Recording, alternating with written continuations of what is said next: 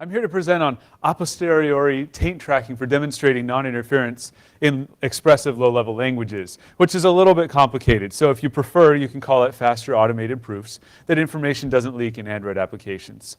But I do mean every word of this. What we're doing here is taint tracking after we've done a static analysis, and it's in a Dalvik bytecode, which is an expressive low-level language. By expressive, I mean a language that has things like functions and exceptional flow.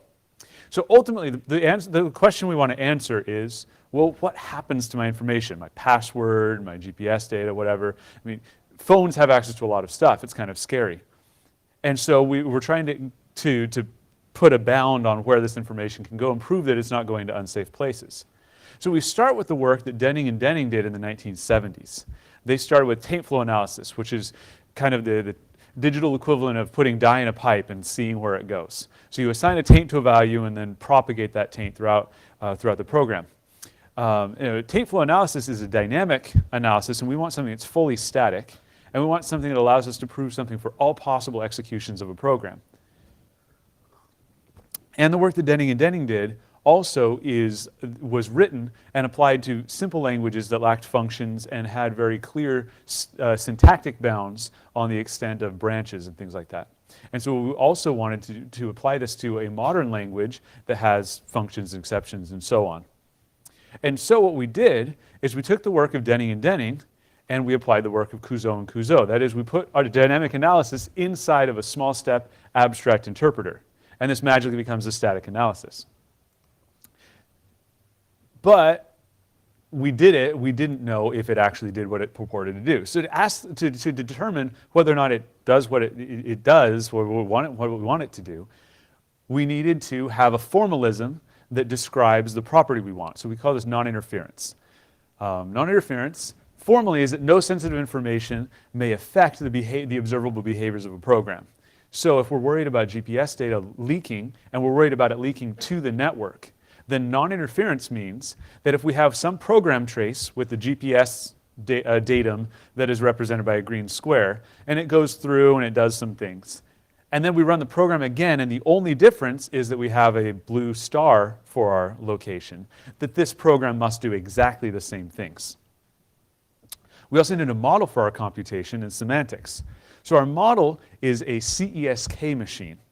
Many of you are going to be familiar with this. CES and K refer to the different components of a program state. It's a snapshot of where we are in the program and what the values in memory and so on are. So C is control, or where we are. It's the expression or the line number or something like that. Environment is sort of like our local stack frame, or it's a mapping from variables to addresses. The store is like our model of memory. It's a mapping from addresses to values. And the continuation is like our program stack. For those of you who live in the imperative world, you might be more comfortable with instruction registers, heap, and stack, which are roughly equivalent to what we're doing. So we take all of this and we bundle it up and we put it in this one state at the top. And then we calculate from there. Using that state, we can calculate its successor, and then so on and so forth. But this is a concrete analysis, and that means that it can diverge. It can go forever. And it's only exploring one execution through the program. And so what we have to do is we have to take our C, E, S, and K, we have to abstract them. Abstraction allows us to represent multiple concrete states with a single abstract state. And this solves several problems. It allows us to look at all possible program executions, and it also allows us to prove termination. So one key bit of abstraction is that we're abstracting to a domain that is guaranteed to be finite. And actually, thanks to Van Horn and Might and their abstracting abstract machines work, we know all we need to do is abstract the individual components. So for example, the store maps from abstract addresses, which are from a finite set, to abstract values, which are also from a finite set. So we have some abstract state, and that abstract state may have multiple successors. That's fine. We can explore this non-deterministically. And they may merge back together. They may have the same successor, and it can branch out again. And it can even loop back on itself. But because of the nature of this type of interpretation, because each state, CESK, encapsulates all of the information about what's going on in a program, we won't discover any new information by re-exploring the same state. And so we just say, okay, I've seen this, I'm good. Now we need to add some machinery so that we can track taint. So we add in a taint store. In the same way that the store maps addresses to values, the taint store maps addresses to taint values. And in this presentation, our taint values are simple Booleans, although they can be more complex, and that goes all the way back to the work by Denning and Denning. So when we have some program that's copying a secret value onto X, secret gets a taint on it, and when we copy it onto X, we copy this onto X's address in the taint store. That works great until we start branching. Right? If we want to prove the absence of any information flows, we have to deal with all the information flows. And we can do subtle things like in this little Java excerpt, where we branch on secret and then assign constants to X. And the result of this program is that we've copied secret onto X. But at no point have we done that in a way that's observable to our system as it exists right now. So we have to add on yet another piece of machinery, a set of branches where we've diverged our control flow based on sensitive information. I'll also call this the context taint set. And this is nothing more but a set of code points. So now back to our example. Now we have this thing in the corner that we're keeping track of where we've branched. So when we branch at 0, on line 0, we add that to our context taint set. And then on line 1, we're going to create an implicit taint value that says we branched at 0 and then assigned something at line 1.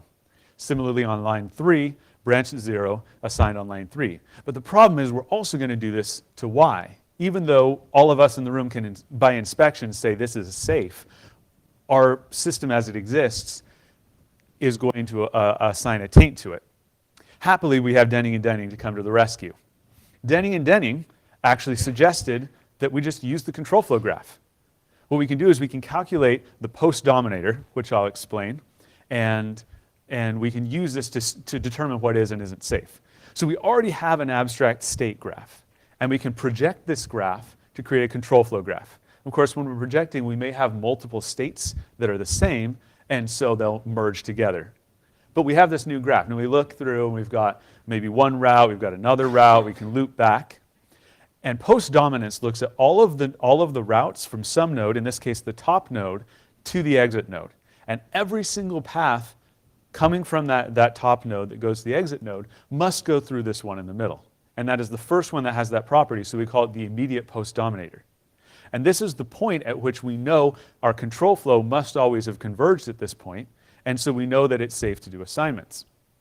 So back to this example, we can go from line 0 to 1 to 4, or we can go from line 0 to 3 to 4.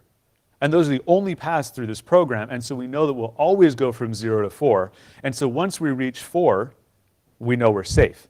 And so what we do is we ignore this taint value because we know we branched at 0 and assigned at 5, and 5 is past that immediate post dominator. Okay, now you have to abstract it. Well, we already know how to abstract the C, E, S, and K. The taint store is very easy to abstract because it's just going to have abstract addresses and abstract taint values. And in the case of Booleans, there are only 2, and 2 is finite. So we don't even have to do anything with this trivial taint value system. And the branches, because they're just a set of code points, and code points are finite because the size of the program is one of the parameters to our analysis, we don't actually have to abstract that at all. And so, okay, we have an analysis. And now we come back to the question of, does it work?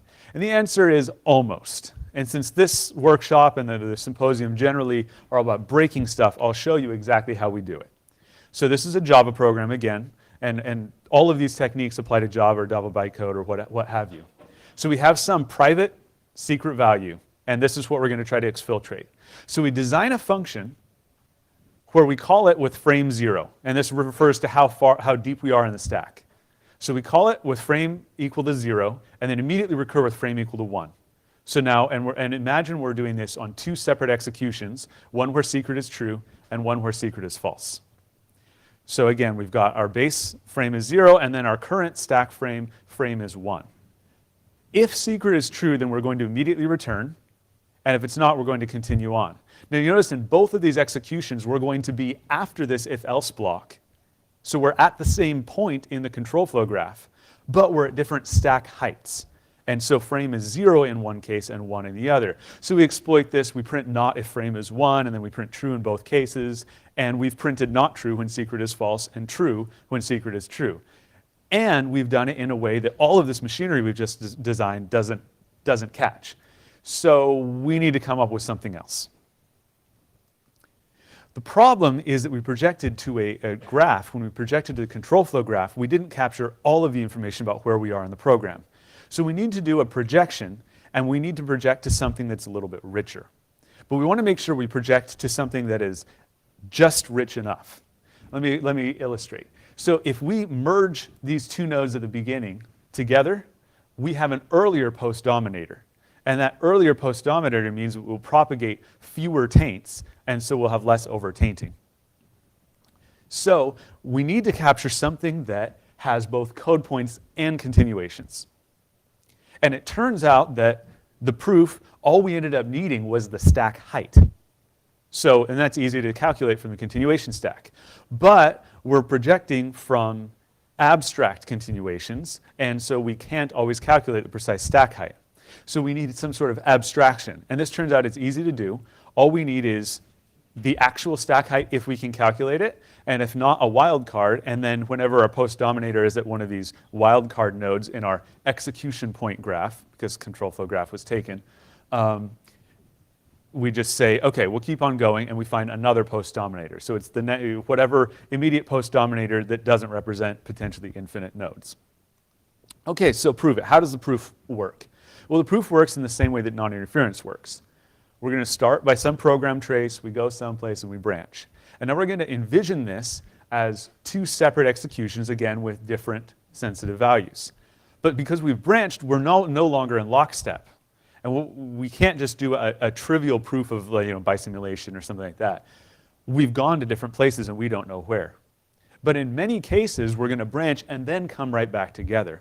And so what we need to do is we have to have a weakened invariant that allows us to say, at every state in the program, either we have a context taint and we know about it so we can mark things as unsafe, or we're actually, in these two executions, we must be in the same place, and therefore, because we must be in the same place, we know we're safe. We also know that we've marked everything in memory that is unsafe. And so really, we just have this one similar, or so to speak, we have one trace. So what do the results look like? Well, we implemented this, and for 12 of our test bench programs, every one of them timed out after a full day of analysis on our server. Okay, so took a look at the complexity. The complexity of this analysis is related, it's a state complexity problem. It's related to the size of the state space, which is the size of each of the sets of the components. Okay, so we've added on two additional components to our state. And the taint store is pretty straightforward. Just maps abstract addresses, we already have those, and we're updating the taint store in parallel with the real store. So this is unlikely to be the culprit here. However, since the branch set is exponential in the size of code points, because it's a set of code points, this seems like a likely culprit. So we thought about it and thought, well, what can we do to improve it? We decided to remove all of this extra machinery and just do an ordinary abstract interpretation. And then add it back in and use our completed state graph and go over that and then do our taint flow analysis. Now, do our taint flow analysis, there we go. So, what is the complexity? It's unchanged. But it's a little bit better in a few ways. One is that when we're creating our execution point graph, we're doing it from a much smaller state space because we're projecting from a CESK state space and not a CESK-TB state space. There are also other potential improvements. We're not propagating spurious implicit taints and then removing them, and that those spurious taints could actually contribute to additional interpretation work, which we don't have to do because of this. And it actually, we have intermediate results available that we can work on, we can start looking at, and it allows us to kind of separate things.